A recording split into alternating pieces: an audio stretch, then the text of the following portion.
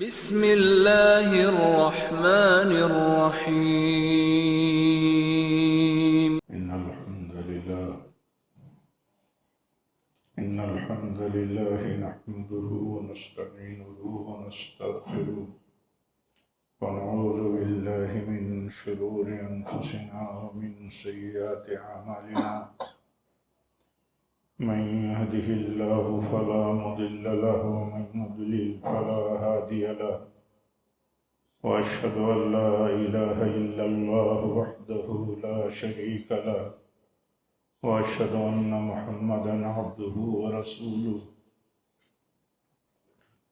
يا أيها الذين آمنوا اتقوا الله حق تقاته ولا تموتن إلا وأنتم مسلمون يا أيها الناس اتقوا ربكم الذي خلقكم من نفس واحدة وخلق منها زوجها وبث منهما رجالا كثيرا ونساء واتقوا الله الذي تساءلون به والأرحام إن الله كان عليكم رقيبا يا أيها الذين آمنوا اتقوا الله وقولوا قولا سديدا يصلح لكم أعمالكم ويغفر لكم ذنوبكم ومن يطع الله ورسوله فقد فاز فوزا عظيما أما بعد فإن خير الحديث كتاب الله وخير الهدي هدي محمد صلى الله عليه وسلم وشر الأمور محدثاتها وكل محدثة بدعة وكل بدعة ضلالة وكل ضلالة في النار. معزز حاضرین جمعہ، دینی بھائیوں، اسلامی ماں اور بہنوں، دنیا میں ہر شخص، مرد ہو یا عورت ہو، چھوٹا ہو یا بڑا ہو، امیر ہو غریب ہو، ہر ایک کی فکر اس بات کی ہے کہ اسے سکون اور راحت کی زندگی ملے. سبھی اسی فکر میں رہتے ہیں کہ کیسے ہمیں راحت کی زندگی ملے، کیسے ہم وہ ٹارگیٹ حاصل کر لیں. لگا رہتا ہے آدمی، کاروباری ہے تو اپنے کاروبار میں اپنی ساری طاقت، سارا سرمایہ، ساری صلاحیت لگاتا ہے کہ کیسے ہم کاروبار کی فیلڈ میں بہتر سے بہتر ترقی کر کے ہم سکون اور اطمینان کی منزل پر پہنچ جائیں. جو نوکری پیشہ لوگ ہیں وہ اپنی جد و جہد، اپنی محنت، اپنے وقت کی قربانی، اپنے خون پسینے کو لگائے رہتے ہیں اپنی نوکری میں، اور اپنی تنخواہوں کے پیچھے ان کا دماغ اور آمدنی کے پیچھے لگا رہتا ہے کہ کیسے اس آمدنی سے ہم اپنی زندگی کو بہتر بنائیں، کیسے سکون حاصل کریں، کیسے خوشگوار ہمیں زندگی ملے. آدمی لگا ہے، کسی بھی فیلڈ میں آدمی لگا ہے تو اس کا یہی نقطہ نظر ہے عام طور پر کہ اسے سکون ملے اس دنیا میں. یہ نہیں کہا جائے گا کہ یہ طریقہ صحیح نہیں ہے. اصل یہ ہے کہ کیا سکون ملتا ہے، کیا سکون حاصل ہوتا ہے.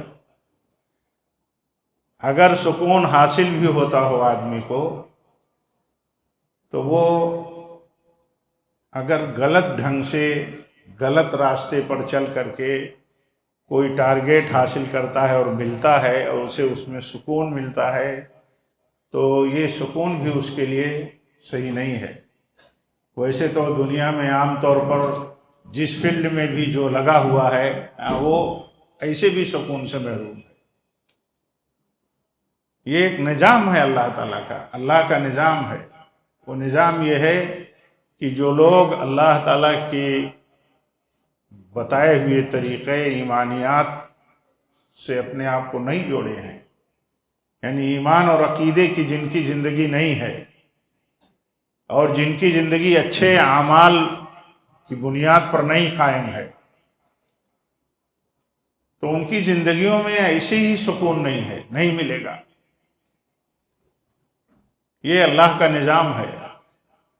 اسی لیے ہم دیکھتے ہیں کہ ہم میں کسی بھی سطح کا کوئی ہو، دیکھیے اس کی مشکلات کتنی ہیں، لیکن اسی سماج میں ایسے لوگ ضرور ملتے ہیں کہ جو اللہ تعالیٰ کے فیصلوں کے تعلق سے اتنا مطمئن اپنے آپ کو رکھتے ہیں کہ مشکلات میں بھی وہ اپنے آپ کو، اپنے دل کو مطمئن بنائے رکھتے ہیں۔ وہ مرد ہوں یا عورت ہوں، سب کے لیے مسئلہ ہے۔ انہیں اس ناطے سکون ملتا ہے کہ ہمارے رب کا فیصلہ ہے، تو انہیں اس میں سکون ملتا ہے۔ اللہ تعالیٰ نے جیسے ہمیں ہر چھوٹے بڑے مسئلے میں، نبی صلی اللہ علیہ وسلم نے ہر چھوٹے بڑے مسئلے میں جیسے ہمیں نمونہ دیا ہے، ہمارے لیے رہنمائی فرمائی ہے، دیکھیے اس میں یہ مسئلہ بھی ایک بہت اہم مسئلہ ہے کہ انسان کو اس دنیا میں سکون کیسے ملے گا، اچھی زندگی، اس کی خوشگوار زندگی، اطمینان کی زندگی کیسے ملے گی۔ صحیح راستے پر، صحیح نظریے پر جب بندہ چلے گا، اس سے جو اسے سکون ملے گا وہی سکون اصل ہے، وہی سکون اصل ہے۔ ورنہ آدمی دیکھیے جرم اور مجرمانہ زندگی گزار کر کے بھی آپ دیکھیں گے کہ وہ کہیں نہ کہیں جا کر کے تڑپتا ہے، بے چین ہوتا ہے، کہیں نہ کہیں اس کا احساس جب جاگتا ہے تو بے چین ہوتا ہے۔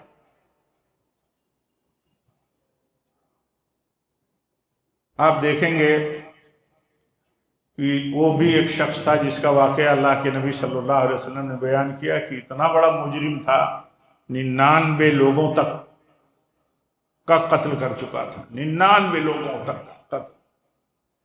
اس کے بعد اس کو الجھن ہوئی، اس کے بعد اس کو فکر ہوئی کہ آخر اتنے جرائم کرنے کے بعد، اتنے لوگوں کا خون بہانے کے بعد میرے لیے کوئی راستہ ہے؟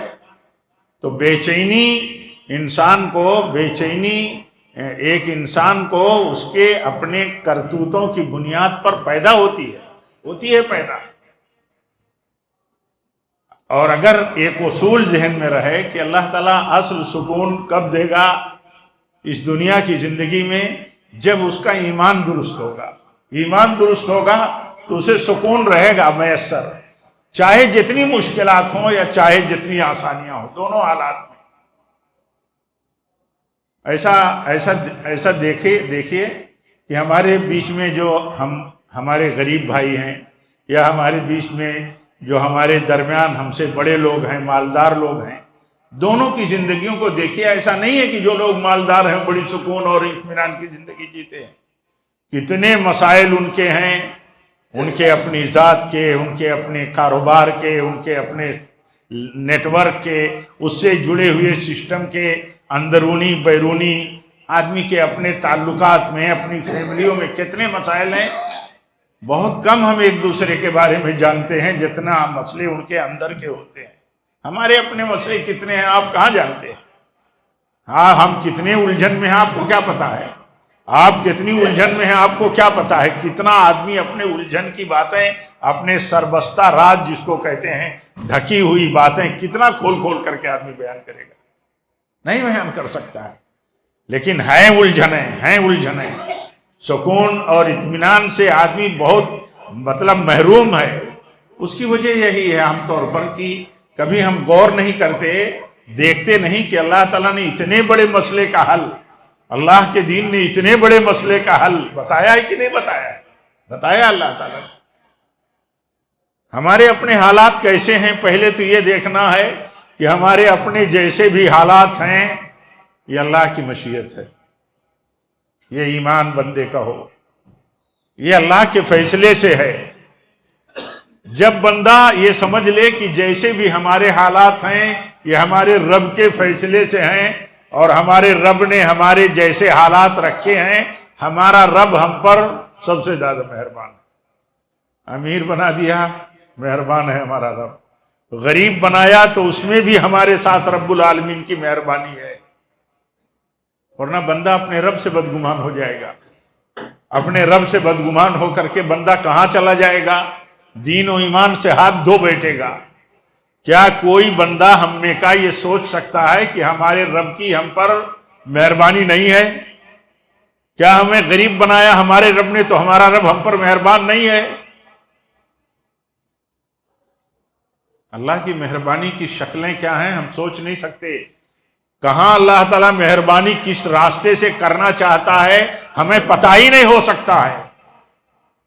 کہیں اگر کتاب و سنت میں بتا دیا گیا فرد معین کے بارے میں تب تو ہمیں پتہ ہے. مثال کے طور پر ایک خاتون ہے، ایک عورت ہے، ان کو دورہ آتا ہے، مرگی فٹ جس کو کہا جاتا ہے. اب وہ دورہ آتا ہے، بے حال ہو جاتی ہیں. دورہ کی کیفیت ہم جانتے ہیں، جب دورہ آتا ہے تو کیا حالت ہوتی ہے. فٹ کتنی خطرناک صورت ہوتی ہے فٹ کی. وہ آئیں اللہ کے نبی صلی اللہ علیہ وسلم کے پاس اور آپ سے دعائے شفا کی درخواست کی کہ یا رسول اللہ صلی اللہ علیہ وسلم میرے لیے دعا کر دیجئے، اللہ تعالیٰ اس بیماری اور اس مصیبت سے مجھے نجات دے دے. دیکھیے اللہ تعالیٰ کیسی مہربانی اپنے بندے کے تعلق سے رکھتا ہے، کیا ہے اس کا نظام ہمیں پتہ نہیں ہے. اللہ کے نبی صلی اللہ علیہ وسلم پوچھتے ہیں، کہتے ہیں یہ بتاؤ کہ اگر اس بیماری کو تم جھیل لو اور اس مصیبت کے بدلے میں اللہ تمہیں جنت دے دے تو کیا یہ تمہیں منظور ہے؟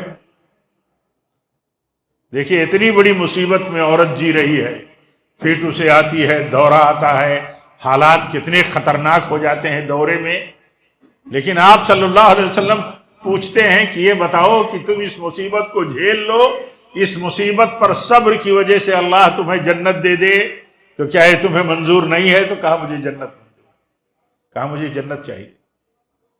کتنے لوگ ہمارے بیچ میں مصیبتوں میں مبتلا ہیں، ہم یہ سمجھتے ہیں اللہ نے بڑی مصیبت ڈال کے رکھی ہے، اللہ تعالیٰ سے بندہ بدگمان ہو جاتا ہے، دوسرے لوگ بدگمان ہو جاتے ہیں. یہ عقیدے اور ایمان کی کمزوری کا مسئلہ ہے، یہ اسی لیے یہ سب ہوتا ہے. اب دیکھیے اللہ کے نبی فرماتے ہیں بتاؤ یہ مصیبت تمہیں رہے اور تم اسی مصیبت کو جھیلتے جھیلتے مر جاؤ پھر اللہ جنت دے دے. تو اس عورت کو اتنا پتا ہے کہ جنت مل جائے تو یہ مصیبت کیا ہے. کسی کو غربت ہو، کسی کو مصیبت ہو، بیماری ہو، حالات ہوں، مختلف قسم کی مشکلات ہو، اگر وہ یہ سمجھتا نہ ہو کہ رب العالمین کی مہربانی ہمارے ساتھ اس کے بدلے میں بہت بڑی ہوگی تو بدگمان ہو جائے گا. اور ایمان اس کا جب یہ رہے گا کہ میرے رب نے میرے ساتھ، میں اس کا بندہ ہوں، میرے ساتھ اس نے جو فیصلہ کیا ہے مجھے منظور ہے، جو فیصلہ کیا ہے.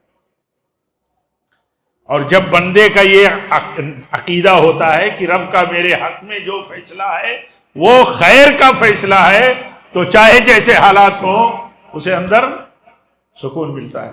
اللہ کے نبی صلی اللہ علیہ وسلم کے ہاں جتنے بیٹے پیدا ہوتے تھے سب مر جاتے تھے، یہاں تک کہ دشمن کہتے تھے کہ نربنس ہے، یہ نربنس.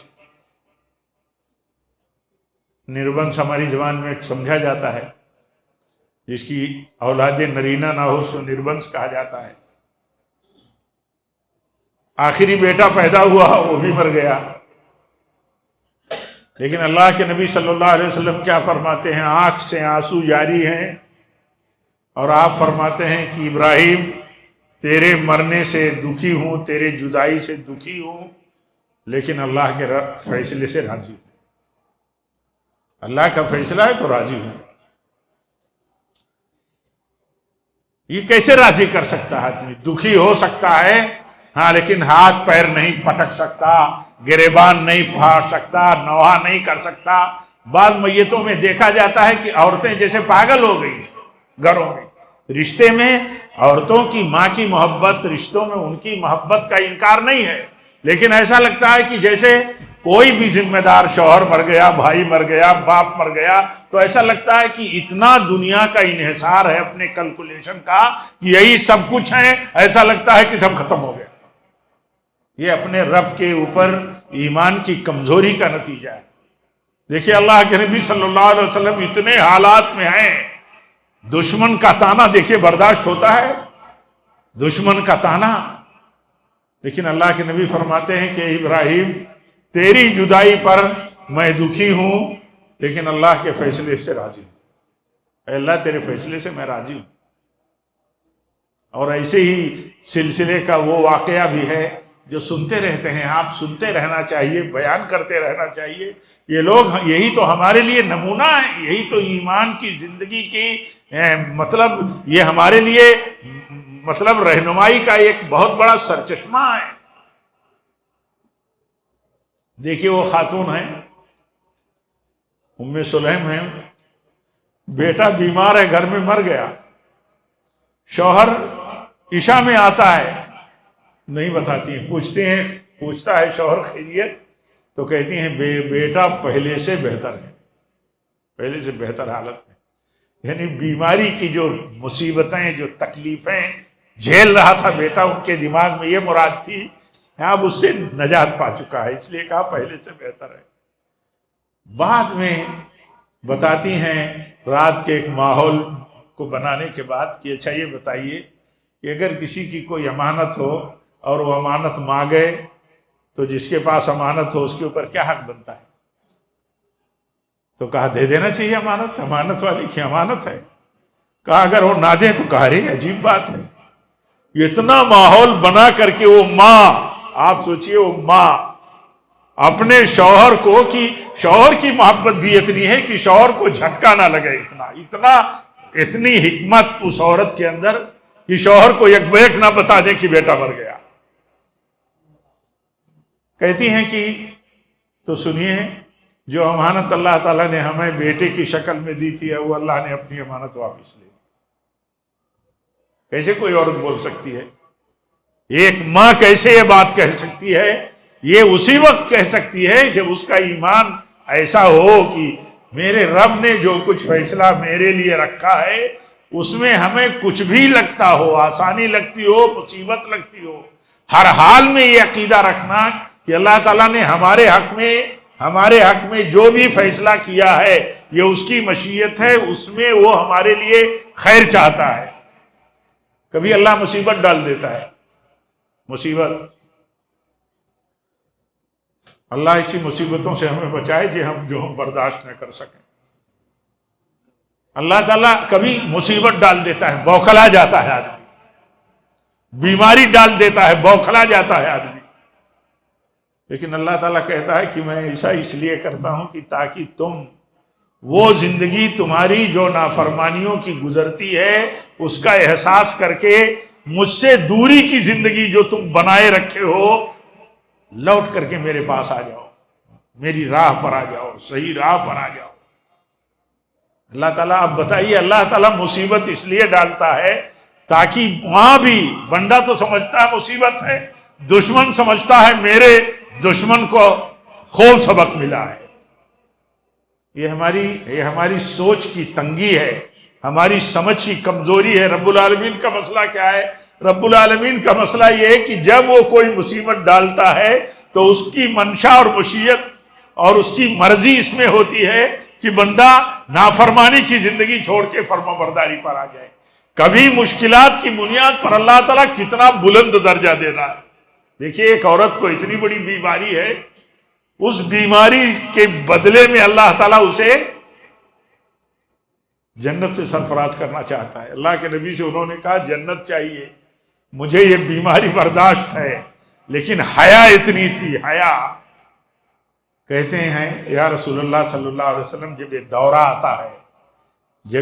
آتا ہے تو اس دورے میں حالت یہ ہوتی ہے کہ بے پرد ہو جاتی ہوں کبھی. تو آپ دعا کر دیجئے اللہ تعالیٰ سے کہ جب یہ دورہ آئے مجھے یہ مصیبت اور اس بیماری کی یہ مشقت برداشت کر لینی ہے، میں کروں گی، لیکن بے پردگی کی حالت نہ ہو. یہ دعا کر دیجئے اللہ تعالیٰ سے تاکہ بے پردہ نہ ہو جاؤں جب دورہ آئے.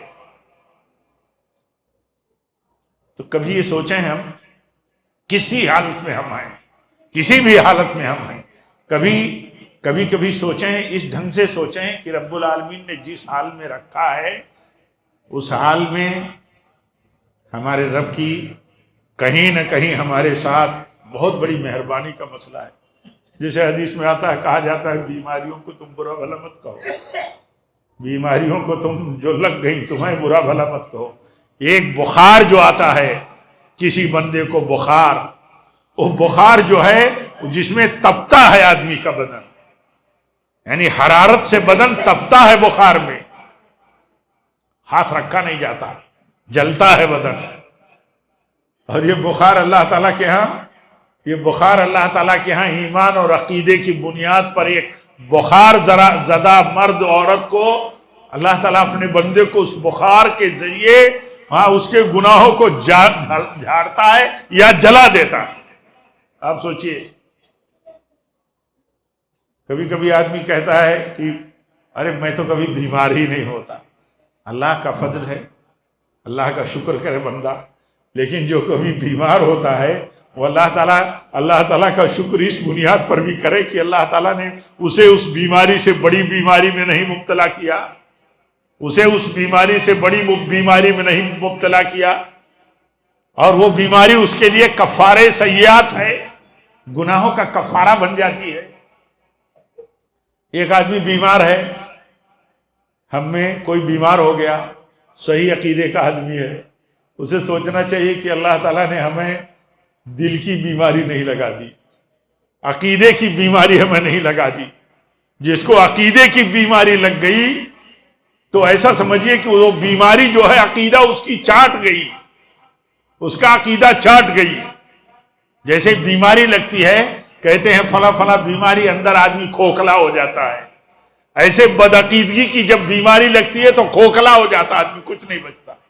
ایک مزار پہ جا کر کے اسے تسلی نہیں ہوتی، 100 مزار پر جاتا ہے، جتنے مزار کا راستہ بتا دیا جائے. جاؤ یہاں تمہارا بھلا ہو جائے گا، جاؤ یہاں تمہاری بیماری سے شفا ہو جائے گی، جاؤ یہاں تمہیں اولاد مل جائے گی، جاؤ یہاں تمہارے کاروبار کی جو بربادی ہو اس میں سدھار آ جائے گا. کہیں بھی اسے کہیں بھی سکون نہیں ہے. تو ایسی زندگی بن جاتی ہے، ایسی زندگی اس کی ہو جاتی ہے. تو یہ جو حالات بنتے ہیں، یہ جو حالات، ان حالات میں بندے کے لیے حل کیا ہے؟ بندے کے لیے حل یہ ہے کہ وہ دیکھے کہ اس کا جو ایمان ہے وہ کس سطح کا ہے. ہم دیکھیں ہمارا ایمان کس سطح کا. ہم سوچتے ہیں، عام طور پر ہم اپنے مسائل کو یہ سمجھتے ہیں کہ ہمارے اپنے ہاتھوں سے حل ہوں گے. اللہ تعالیٰ کی مدد اور اللہ تعالیٰ کی مشیت کے بغیر کچھ نہیں ہوتا ہے دنیا میں، کچھ نہیں ہوتا ہے. یہ ایمان رکھنا اس ناطے بہت اہم ہے کہ اللہ رب العالمین ہے، ہر چیز کا خالق اللہ ہے، ہر چیز پر حکم اللہ کا چلتا ہے. اب اللہ کا حکم چلتا ہے، ہمیں یہ لگتا ہے کہ یہ حکم ہمارے خلاف ہے، ہمارے خلاف جا رہا ہے سارا فیصلہ، ہمارے خلاف ہے ہمارا سماج، ہمارے خلاف ہے طاقتور لوگ، ہمارے خلاف ہے دنیا. ہم یہ سمجھتے ہیں کہ ایسا ہو رہا ہے، لیکن یہ دیکھیں کہ اس کے پیچھے راز کیا ہے، اس کے پیچھے ہمارا اپنا قصور کیا ہے، اس کے پیچھے رب العالمین کی مشیت کیا ہو سکتی ہے، اللہ تعالیٰ کیا چاہتا ہے. یہ تصور بہت ضروری ہے سمجھنا، اور مضبوطی سے قائم رہنا بہت ضروری ہے ہر طرح کے حالات میں. آپ صلی اللہ علیہ وسلم کیسے نصیحت کرتے تھے سوچئے. ہم سوچ سکتے ہیں اپنے صحابہ کو مکہ میں جس طرح کے حالات درپیش تھے انہیں کیسی نصیحت آپ کرتے تھے. کہتے تھے یہ جو مصیبتیں جو تم جھیل رہے ہو ایمان کی بنیاد پر، تمہارا کوئی قصور نہیں، تم سماج کے لیے خیر ہی خیر ہو، برکت ہو، تم سماج کے لیے کوئی خطرہ نہیں ہو، فتنہ نہیں ہو. اس کے باوجود یہ سماج تمہیں مسلمان دیکھنا، توحید والا دیکھنا گوارا نہیں کرتا، تمہیں مٹا دینا چاہتا ہے. ایسے حالات تھے. اللہ کے نبی صلی اللہ علیہ وسلم کیا فرماتے تھے؟ کہتے تھے کہ تم سے پہلے، اپنے صحابہ سے کہتے تھے، تم سے پہلے ایسے ایمان والے بھی گزرے ہیں جن کو ایمان کے جرم میں کہ مسلمان کیوں ہو گئے، ایک اللہ کو صرف معبود برحق کیوں مانتے ہیں، اس کے جرم میں انہیں آرے سے لوہے کے چیر دیا جاتا تھا، ان کے گوشت کو لوہے کی کنگھیوں سے نوچ لیا جاتا تھا. اللہ کے نبی فرماتے ہیں کہ انہیں ہلا نہیں پاتے تھے طاقتور لوگ. اہل اقتدار حکومتوں کی طاقت رکھنے والے لوگ انہیں ہلا نہیں پاتے تھے کہ انہیں ایمان سے ہٹا دے. کیوں؟ وہ سمجھتے تھے کہ اس ایمان کے ساتھ جان دے دینا اور سنگین ڈھنگ سے دے دینا یہ ہمارے لیے اللہ کی جنت کا راستہ کھولنے کا طریقہ ہے، کھلنے کی راہ ہے، ہمارے لیے سعادت کی بات ہے. اس میں وہ اپنے آپ کو راضی رکھتے تھے کہ اللہ تعالیٰ نے اگر یہی حالت میں ہماری زندگی جانے کی شکل بنا دی ہے تو ہم راضی ہیں ان سے.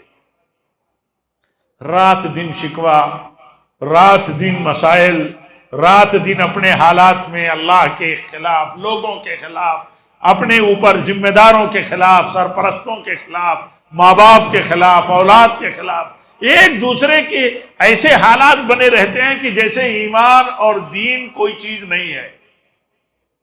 کسی کے ہاتھ میں کسی کی تقدیر ہے، روزی کسی کے ہاتھ میں ہے، کسی کی کمی بیشی کی.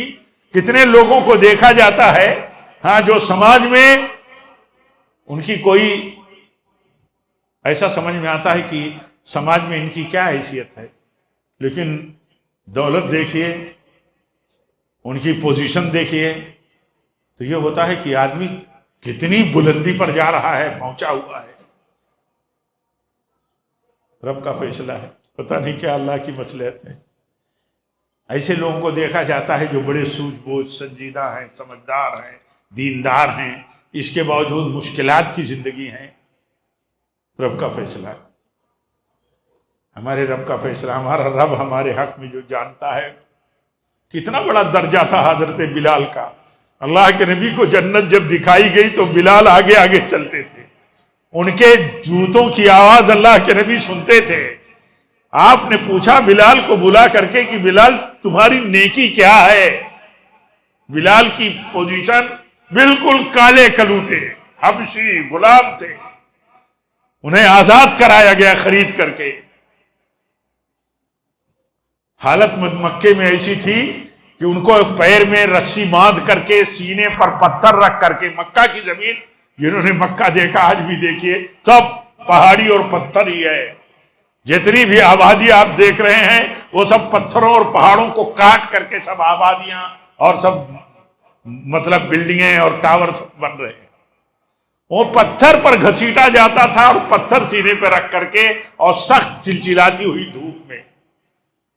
جرم کیا تھا؟ لا الہ الا اللہ کیوں کہا؟ اللہ کے سوا بھی بہت سے معبود ہیں جن کی بھکتی ہونی چاہیے، ہم بھکتی کرتے ہیں، ہم اللہ کو بھی مانتے ہیں. تو وہ کہتے تھے کہ احد احد، اکیلا اللہ، صرف اکیلا اللہ عبادت کا مستحق ہے، اور کسی کی عبادت نہیں کی جا سکتی، کسی کی عبادت نہیں کی جا سکتی. مطلب وہی بات زبان پہ دہراتے تھے. کیسے دہرا سکتا ہے آدمی؟ ہم تو ایک جھٹکا چھوٹا سا نہیں برداشت کر پاتے، اتنے کمزور ہیں، چھوٹا سا بھی جھٹکا ہم برداشت نہیں کر پاتے. تو ایسے حالات میں اللہ کے نبی تسلی دیتے تھے کہ اصل چیز تو ایمان والوں کی جنت ہے. دنیا تو پتہ نہیں کب کس کی ختم ہو جانے والی، کچھ نہیں پتا.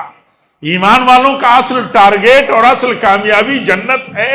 جنت اللہ تعالیٰ کے اوپر ایمان، ایمانیات کے ساتھ اللہ تعالیٰ کے فیصلوں پر راضی رہنے پر ملنی ہے، اس کی فرما برداری اور عمل صالح کی زندگی پر ملنے والی ہے، اور اسی میں خوشگواری حاصل ہوگی. زندگی کی خوشگوار حالت جو ہے سکون اور طمانینت کی اسی میں حاصل ہوگی. اللہ تعالیٰ فرماتا ہے من عمل صالحا من ذکر و انثی وہو مومن، جو تم میں کا مرد ہو یا عورت ہو ایمان کے ساتھ نیک عمل کرے گا، ایمان کے ساتھ، تو اللہ تعالیٰ فرماتا ہے کہ اسے ہم بڑی خوشگوار زندگی دیں گے، بڑی خوشگوار زندگی، بڑی سکون کی زندگی.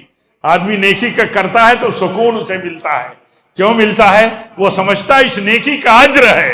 جس آدمی کو نیکی کے اجر پر نظر نہیں ہو، نیکی کرے اور یہ نہ نظر ہو کہ اس کا اجر ملے گا اللہ کے ہاں، وہ نیکی نہیں کر سکتا. دکھاوا کر سکتا ہے، لالچ کر سکتا ہے، تعریف کے لیے کر سکتا ہے، لیکن اللہ کے ہاں اجر ملے اس چکر سے وہ نیکی کرے گا تو کیا ہوگا؟ سکون ملے گا. سب سے بڑی نیکی ایمان کے بعد دیکھیے نماز ہے. اللہ کی راہ میں مال خرچ کرنا ہے، دونوں بہت کٹھن کام ہے، اسی لیے دونوں کا ساتھ و ساتھ ذکر آتا ہے اکثر، نماز کا، خرچ کرنے کا. لیکن سکون ملتا ہے بندے کو کب؟ یہ وجود، یہ جسم جو ہے، یہ جسمانی عبادت ہے نماز، یہ رب العالمین نے دیا ہے، یہ صحت، یہ حالت، اس کے اوپر حق ہے اللہ کی عبادت کا۔ اللہ کے نبی فرماتے ہیں کہ نماز میں مجھے، اللہ کے نبی فرماتے ہیں نماز میں میری آنکھوں کو ٹھنڈک حاصل ہوتی ہے، مجھے سکون ملتا ہے۔ آنکھ کو ٹھنڈک کا مطلب کہ ٹھنڈک لگتی ہے نہیں، دل کو سکون ملتا ہے، یہ تعبیر ہے، بولا جاتا ہے۔ جیسے کہا جاتا ہے اولاد ہماری آنکھ کی ٹھنڈک ہے، یعنی اولاد دیکھتا ہوں اچھے سے ہے، اچھی پوزیشن میں ہے، صحت میں ہے، اچھے روزگار میں ہے، تو سکون آدمی کو ملتا ہے، تو کہا جاتا ہے اولاد ہمارے آنکھ کی ٹھنڈک ہے۔ آپ فرماتے ہیں نماز جو ہے سکون کی چیز ہے۔ کبھی کبھی کہتے تھے بلال لاؤ نماز پڑھو، دل کو سکون ملے، یہ کیفیت ہوتی تھی۔ تو نیکیوں سے، تفصیل کی بات نہیں ہے، نیکیوں سے بندے کو سکون ملے گا، ایمان سے سکون ملے گا۔ نہیں سکون اگر ملتا ہے، بے چینیاں ہیں، تو یہ سمجھ لیجئے کہ جتنی بے چینیاں ہیں حالات کی، ان حالات کی بے چینیوں کا علاج ایمان اور عمل صالح ہی ہے۔ ہم دعا کریں اللہ تعالیٰ سے کہ اللہ تعالیٰ ہم سب کو اپنے ہر طرح کے فیصلوں پر راضی رہنے کی توفیق دے۔ ہر طرح کا فیصلہ، جسے کہا جاتا ہے تقدیر پہ راضی برضا ہو تو مزہ دیکھ، اللہ تعالیٰ لذت جو ملے گی اللہ تعالیٰ کی تقدیر پر راضی رہنے سے، وہ چیز کہیں نہیں مل سکتی۔ کبھی کبھی دیکھا جاتا ہے ایک دم بوڑھا آدمی ہے، کمر بھی جھکی ہوئی ہے، جوانوں کے مقابل میں وہ چلا آتا ہے۔ ابھی پچھلے سال مسجد الفرقان میں کہ پورا ایک پارا پڑھا جائے کہ آدھا پارا پڑھا جائے، وہ بوڑھے ایک دو تھے، وہ اس پر بضد تھے کہ پورا کیوں نہ پڑھا جائے، پورا کیوں نہ پڑھا جائے۔ یعنی آدمی کو جب عبادت میں لذت ملنے لگتی ہے، وہ یہ سوچتا ہے کہ اب ہم ہی لوگ دیکھیے، جوان ہمارے دیکھیں کتنا تھکتے ہیں دنیا میں، کاروباری دیکھیں ہم، کاروبار میں، نوکریوں میں کتنا تھکاتے ہیں اپنے دماغ کو، اپنے جسم کو، لیکن دیکھیں عبادت میں وہاں آدمی اپنے آپ کو سیٹ کر لیتا ہے، سمجھوتا کر لیتا ہے، اپنے آپ کو منا لیتا ہے کہ ایک کام ہے ہمارا۔ لیکن اللہ تعالیٰ کے دین کے ساتھ، اللہ کے دین کے ساتھ اگر کچھ مشقتیں اٹھانی ہو تو دیکھیے کیسے راضی کرتا ہے اپنے آپ کو کہ نہیں کر پاتا۔ کمزوری ہے ایمان کی، کمزوری ہے ایمان اور عمل صالح کے نتیجے پر آدمی کی، مطلب کمزوری ہے موقف کی، اس لیے یہ صورتحال ہے۔ اللہ تعالیٰ سے دعا کرتے ہیں کہ اللہ تعالیٰ ہم سب کو ایمان اور عمل صالح کی زندگی عطا فرمائے۔ اللہ تعالیٰ ہمیں اپنے فیصلوں پر راضی رہنے کی توفیق دے، ہر طرح کے حالات میں ہم اپنا اللہ کے فیصلے پر راضی رہیں، اور جیسے بھی حالات ہیں ان حالات سے نکلنے کے لیے جو اللہ نے راستہ بتایا ہے، آسانی میں ہمیں کیسے جینا ہے، مشکلات پہ ہمیں کیسے جینا ہے، اللہ تعالیٰ نے جو راستے بتایا ہے اس میں اللہ تعالیٰ ان راستوں کو سمجھنے کی اور ان راستوں پر اللہ تعالیٰ ہم سب کو چلنے کی توفیق عطا فرمائے۔ وآخر دعوانا الحمدللہ رب العالمین۔